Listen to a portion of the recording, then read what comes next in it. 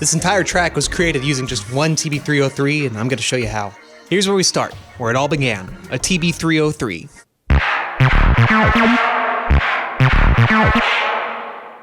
We want to get some drums out of this. So how are we going to do that? So the name of the game is making noise, and a lot of it. So what we'll do is take this signal and split it.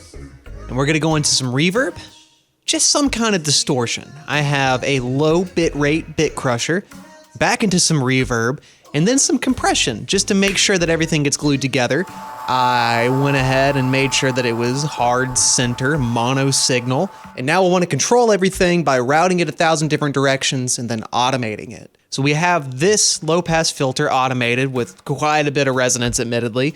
So this is the automation for that. It's just the low pass filter starting off at a higher frequency, dipping down to a lower. This is the volume automation on our mixer. Same deal with the snare. It's the exact same, but just starts at a different point. So here is our snare automation right here. That's the output level. And here is for the low pass filter. And you notice it's just a little bit higher up. To get some snappiness on the snare, I've added just a little bit of bit crusher. And something I think is really important is the pulsar delay here. Whenever you have something like a clap, essentially what's making that sound is all the hands coming together at different points in time. Pretty close to where it sounds like one. I have all of these set down to no sync and just set off by some random different milliseconds. Everything's set to taste, and this is on an aux send because that makes it simple. So now our snare is a little bit more wide. Lastly, our hi-hats. I've noticed that a lot of cymbal signals have differences in their frequency response based on how they're hit.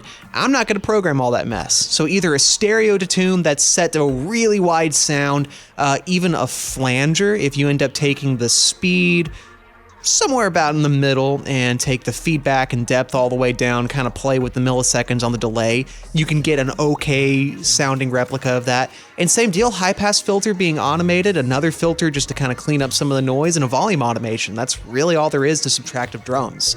Then I have some reverb put in. That's gonna give it a little bit more room.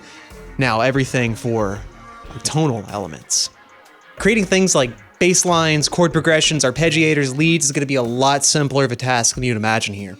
Everything's just going to end up coming through the splitter and going into a Helmholtz. So I can automate the notes on this if you just left click and automate parameter, and then you just program it in for whatever you need. Essentially every other element is just going through and adding effects because that's how you would do any bit of music out of sound design.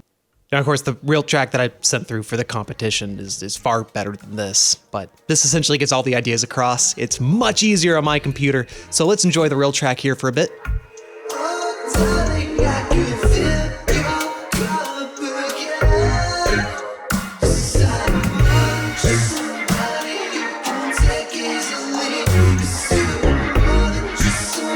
Well, thank you, audiotool, for choosing my track for 303 Day 2023.